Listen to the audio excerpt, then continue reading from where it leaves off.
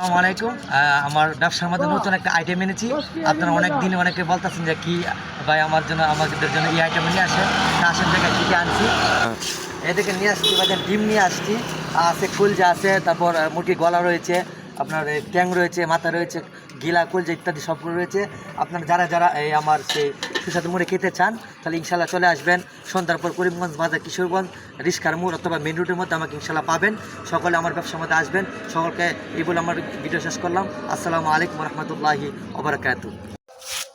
আসসালামু আলাইকুম গাইস। তো মামার হাতে ঝালমুড়ি মনে করেন 100 তো যারা খাননি তারা এই মুহূর্তে করিমগঞ্জে এসে ঝালমুড়ি খেয়ে যাবেন।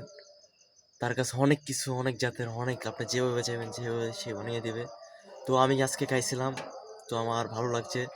তো মামা বলছিল একটা ভিডিওটা করে দিতে, তো একটা ভিডিওটা করে দিলাম, করে দিয়ে আমার চ্যানেলে ছাড়লাম।